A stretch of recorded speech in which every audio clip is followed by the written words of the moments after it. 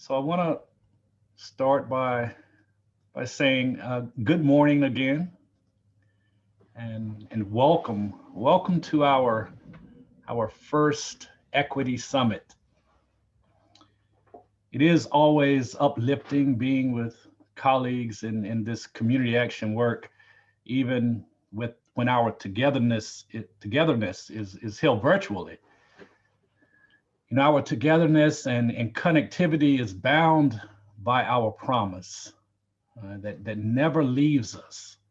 Our promise that community action changes people's lives, embodies the spirit of hope, improves communities, and makes America a better place to live. We care about the entire community, and we are dedicated to helping people help themselves and each other. And as we think about this Equity Summit, the time that we're going to spend together over the next couple of days, it's important that we center ourselves in that promise. So we've arrived at this place in our journey towards equity, being energized by our vision of a nation that creates opportunities for all people to thrive, a nation that builds strong, resilient communities, and a nation that ensures a more equitable society. Our vision. We have arrived at this place in our journey towards equity, being propelled forward by our mission to ensure the causes and conditions of poverty are effectively addressed. Our mission. We have arrived at this place in our journey towards equity, being undergirded by our values that start with the belief that all people should be treated with dignity and respect, and that structural race, gender, and other inequities remain barriers that must be addressed. We have arrived at this place in our journey towards equity at a pivotal time in our country, a time that requires us to reckon with the inequalities that continue to plague our country, a time that requires us to not just claim to be a friend or supporter of those oppressed by inequality, but to understand and actively engage in the hard work of allyship. So upon our arrival at this place in our journey, I greet you on behalf of the National Community Action Partnership Board of Directors and welcome you to fully engage over the next 2 days. As the Circle of Trust touchstones advise, let's be 100% present. Let's listen deeply. Let's suspend judgment. And when things get difficult, turn to wonder. Welcome to the summit. I'll turn it over to Denise Harlow. Thank you, Brian. Thank you, Jerry. Thank you, everyone, for being here. Just want to offer my welcome. And I'm so glad Brian led with what do we need to do our own work and to be present. And I jotted down his word here to be, how do we understand and how do we activate our engagement of allyship?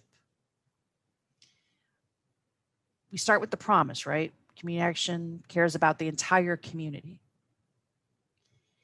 In order to care about the entire community, we must reflect and do our own work on equity. And we all come from a different perspective, different place, different experiences. But we're here this week to both learn and clarify our individual and collective commitments we can make to help build and strengthen the health and resiliency of ourselves, our organizations, our communities, and to help the families that we serve, regardless of race, gender, differing abilities. We have to be clear of, and it's something that Jerry said earlier too about being clear that everyone is sacred in their own space. It's not a matter of changing. Everyone is sacred in their own being. Regardless of who a person is, where they come from, and who they love, our intention in community action is to create compassionate spaces in our communities and in our organizations where everyone is truly treated with that dignity and respect that you heard is grounded in our value statements as community action, in our vision, and certainly in our promise.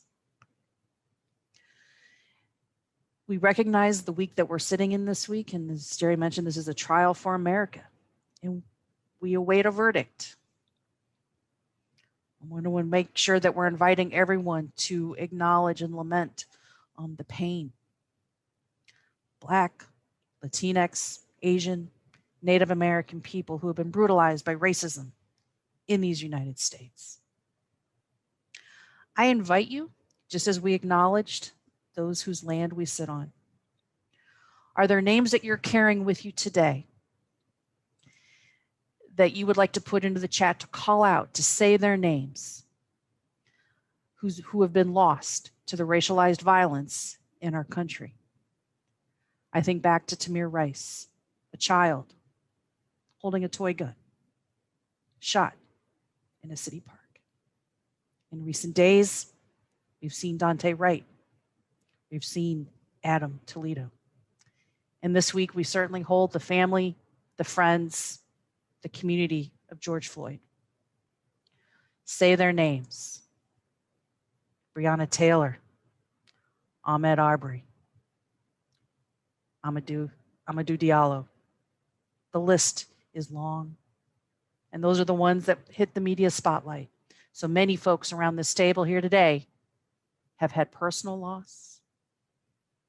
Say their names.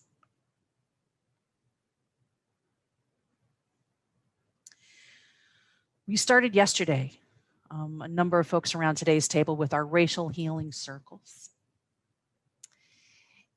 That sense of human connection, coming together, listening and learning. Everyone coming to the table to pause, to share, to both speak and to listen. We'll be doing more healing circles at upcoming events. And if you didn't get a chance to participate yesterday, I hope that you'll find a chance to participate in one of these circles, that you have practitioners that get trained in your own organization to help your own communities. Tiffany Marley, our Vice President of Practice Transformation, has said, imagine what we can do about changing hearts and minds. When we change hearts and minds locally, we can change our communities, we can change our states, we can change our region, we can change our country. It all starts locally. And so that's what we bring here today. We're slowing down, we're listening, we're being 100% present, and we welcome the challenging emotions, the feelings of anger, the feelings of sadness. This is our chance to do our work so we can better serve this country through community action. So, are you ready for a good week? A challenging week? We know you are. This is who you are, community action. So before I introduce our opening plenary speaker, Dr. Laniqua Howard, I just want to give a thanks as well and say the names: Tiffany Marley, Jovita Tolbert, Lily Seals, Madison Wicks, Amy Roberge, Cashin Yu, Gabriel Smith, Laura Griffin, and our entire staff. Tiffany and Johnny Udley, who has put together a lot of the graphical representations you've seen. This is a team effort, but it's the heart and soul of Tiffany Marley. So just a shout out thanks to Tiffany, who you'll be seeing as we go through here today.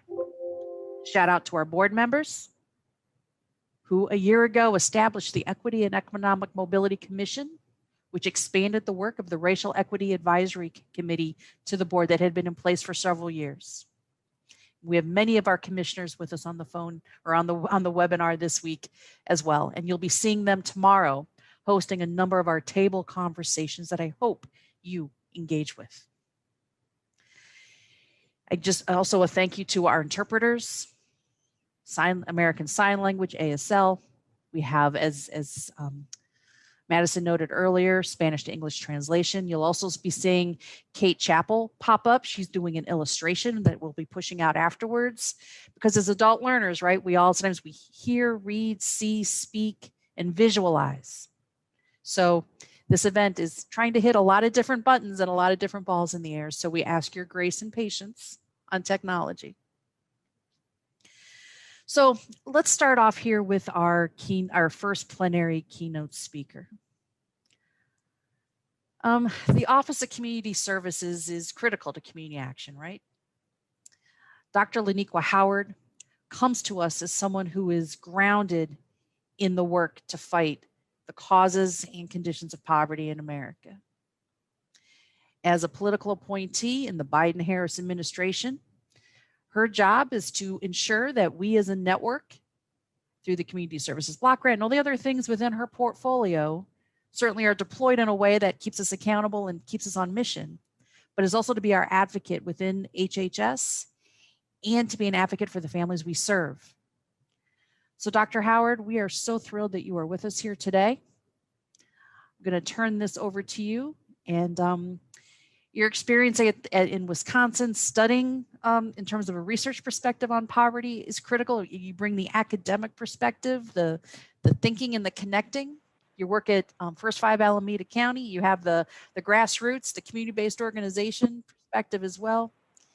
And we have just been so impressed with you as you've been welcoming groups across the network. And thank you so much for being with us here today at the Equity Summit. I'll turn it over to you.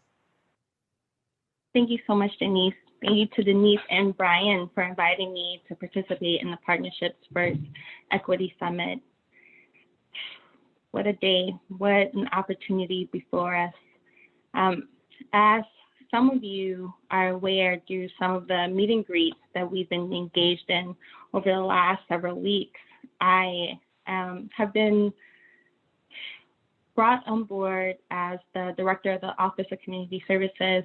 I've been the director for approximately 2 months now. And sometimes that 2 months feels like 2 days, other times it feels like 2 years. And it's just a testament to all the work that we're doing. What I have enjoyed most about being a director so far is the opportunity to engage in authentic conversations with the Community Action Network around the work that we're doing to support vulnerable populations. As many of you know from our recent meet and greets, I grew up in poverty, and a lot of my experiences have been colored by the fact that I grew up low income, that I'm Black, and that I'm a woman. And don't get me started on the intersectionality of all of those things. But growing up in poverty, growing up in Oakland, California, I wasn't aware of how government-sanctioned redlining policies relegated Black people to poor neighborhoods with debilitating housing and higher rates of exposure to environmental hazards. I didn't know that those same policies prevented Black people from gaining generational wealth.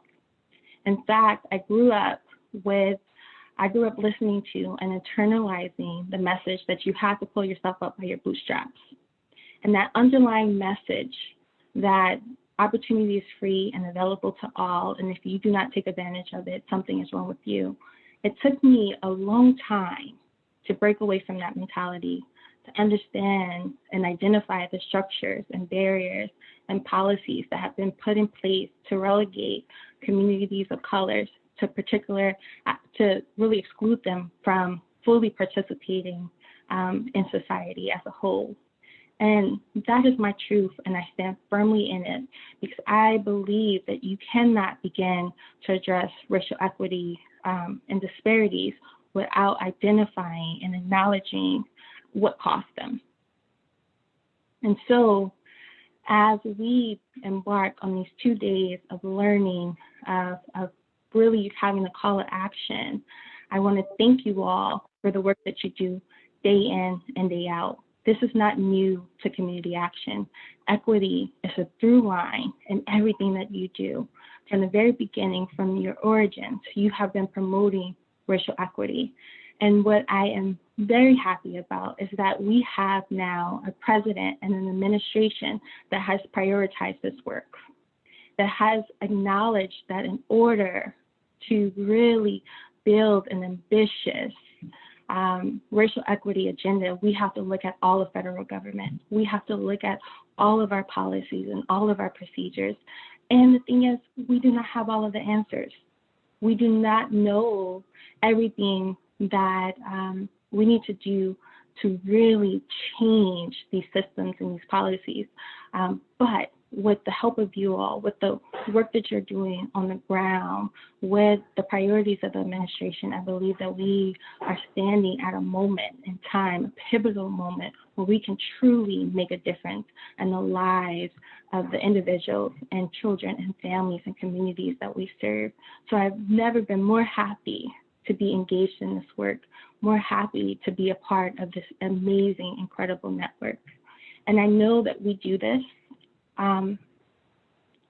work while also bringing in our own personal experience with racism, our own personal experience with discrimination, our own personal experience of having families who have been impacted by COVID-19 and having the effects of our communities really exacerbated because we have not had access to quality housing, access to good health care. And I want to be able to acknowledge that while we are engaging in this work, that we have the Chauvin case looming over our heads, that we, before we can even really fully deal with the death of one Black man at the hands of the police, we're hearing about another.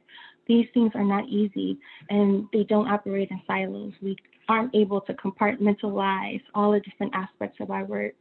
So as Jerry Tello said, take a moment throughout this conference to really, to breathe, to give yourself a moment to really stand in everything that you are, to bring your full self to this moment. And one of the things that he said that I think will stick with me for a very long time is bring your tears. That is a blessing too. So with that, I want to thank you once again for the work that you're doing each and every day to support our families and our communities. And I am looking forward to engaging with you over the next 2 days and during my tenure as the Director of the Office of Community Services. And I hope you have an incredible and wonderful Equity Summit. Thank you. Thank you, Dr. Howard. I wrote down your equity is a through line. Is that did I capture that correctly? Absolutely, it is a through line. And what I will say, it has been a through line with community action from the very beginning. I am happy that it will be a through line through the federal government as well. Hear, hear. Well, thank you so much for your work. And the work that you will do, we'll give you an early thank you because we know that you are carrying a lot of different things and a lot of different balls in the air. Someone just put in the chat, I don't know if you'd be willing to just given your research background and that community action are practitioners, thoughts on how policymaker or policy thinkers, right, in an academic setting with an overlay of equity and practitioners, anything you'd want to expand on in that experience? So we have almost 400 participants on, which just makes me happy because it shows how important this work is to community action. I'm not sure how many of the individuals who are on have participated in the meet and greets with me, but I will say growing up in poverty, for a long time I didn't realize that I was poor because everyone around me had pretty much the same. And as I began to understand and really see that my mom was working 2 jobs, double shifts to make ends meet, and other people weren't. It really led me to want to understand why some people were in poverty despite working really, really hard, and while others weren't. And so that led me to the Institute for Research on Poverty. So I spent a lot of time researching and examining the causes and consequences of poverty, and using that research to help to provide technical assistance and training to human service agencies at the local and the state level. And what I think one of the key things that I learned during that work is that because we often operate in silos, so we will separate families out as a TANF family and as a Head Start family. And so we don't really leverage resources across to really wrap around services around families. But those families, they don't think of themselves as a TANF family or a Head Start family. They just think of themselves as the Howard family or the Harlow family, who are just in need of support and assistance and are doing the very best that they can. And so what I have told practitioners is the one way that I think is really important for us to really make a difference in the communities and the families that we're serving is to wrap around the services for families, to leverage all of the resources, to really think about cross-cutting policies and how do we make sure that we're coordinating policies across so that we aren't inadvertently harming families who are being duly served by our systems. How do we give them enough support to allow them to become stable and to be who they want to be? I have not met one family who really wants public assistance, but I've met a lot of them who need it. And how do we serve them with dignity and respect and do it in a way that it doesn't become a lifelong need, but that it is a bridge from getting from the hardship that they're experiencing to the life that they want? How do we really make sure that they have the opportunities that we say we want to give them? And so it's one of the things I tell practitioners all the time. We have to leverage, we have to coordinate, we have to break down the silos. Mm-hmm. Having that family at the center of our work and of our focus, and that family is sacred in and of itself. And their wants, needs, and desires for success is what our work is really focused on, is what I hear you saying. Absolutely. Absolutely. And I will say, and I know I've said this before, but I absolutely mean it. We cannot do this work without community action. Your work, your experience on the ground with families is invaluable. It is invaluable. And I know during our last meet and greet, someone asked me, what did I think about community action being the best kept secret? And my response was to that was, we cannot be a secret. We are no longer allowed to be a secret. We have an administration who is saying, these are our top 4 priorities: addressing the impact of the COVID-19 pandemic, strengthening the economy, addressing climate change, and promoting racial equity. That is us through and through. And so we cannot be a secret. We have to stand firm. We have to be at those tables in the center of it all, saying, we've been doing this work. We've been doing this work. Here's what we've learned. Here's what we don't know. Here's what we need to do to be able to get to that point. We are willing to give you everything we have, because at the end of the day, it is not about us. It is about the families that we serve. That's a great kind of last line. It's not about us. It's about the families that we serve. I don't know if it's hard to keep up with the chat sometimes, but there's a lot of thankfulness for your words, for your excitement about the position, and for your dedication and focus to families. And I know this network is really looking forward to working with you and the full Biden-Harris administration going forward. So put us to work. We're doing more. We're always doing more, right? I will say, the last thing I would say is something else that I wrote down, actually, that Jerry Tello said, is that we are all tired, but we have work to do. Oh, that one will stick with me forever and ever. Mm-hmm. Thank you, Denise. And thank you to the Community Action Network. I look forward to engaging over the next 2 days and throughout my tenure as director. Wonderful. Well, thank you for joining us. And I'm going to turn the microphone back over to Brian Duncan, and we'll move on with our day. Thank you, Dr. Howard.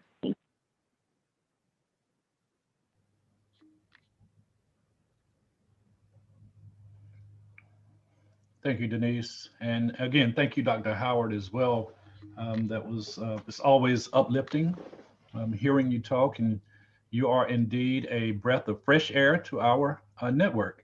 And we really appreciate you and look forward to continuing to work with you and to grow with you and just to learn and to see how we can truly impact families, to whom we provide services in the best way possible. At this time, I want to acknowledge if there are any other federal partners and staff. Denise, do we have any that we are aware of? And I know that we have Monique Alcantara is also on, just to kind of, I think, just there's part of OCS and ACF. Yeah. I know that we recognize the entirety of the OCS team who supports all of the different moving parts for ACF impacting community action. So yeah, thank you for that, and I'm sure Dr. Howard would certainly agree that she doesn't do her work in a vacuum, and we certainly acknowledge the work that her team does as well, and thank them for all of their support also. Anything else in the chat that we need to? Oh, Sharice Johnson is on the call. Oh. Good morning, Sharice Johnson. Good to see you. It's hard when you aren't in person. You can see faces. So, as Denise said earlier, if you will just give us some grace, and we'll appreciate it. But anyone else, that we may have, overlooked, charge that to our heads and not our hearts. And we certainly will, want to bring attention to you as well. So today is going to be a lot of going back to the landing page where you found the link for today, right? So if you lose the landing page or whatever, email Jovita and Madison or myself, and we'll try to get you hooked up. But what you're going to do after this session, I'm going to invite actually our illustrator, maybe to turn on her webcam. Kate might be in the midst of scribing. We'll be doing this periodically during the event so you can start to see how this graphical representation, which we'll share back out, of the results of this event take place. So you can see it's already in development. Isn't that exciting to kind of see how it comes together? So our next session, we will have Dr. Gail Christopher. Many of you have heard Dr. Christopher, and we'll also have Dr. Georges Benjamin back again from the American Public Health Association. And just the whole day has a number of main stage presenters, which I hope will inspire, give you new information, and help ground you in your work. So we're going to close out of this Zoom meeting. You're going to go back to the landing page, link on the next session, and we will see you with Dr. Christopher in just a few minutes. Brian, any last words? No, just look forward to seeing everyone throughout the rest of the day and tomorrow. Thanks, everybody. A great start to the Equity Summit. We'll see you in just a couple of minutes. Bye-bye.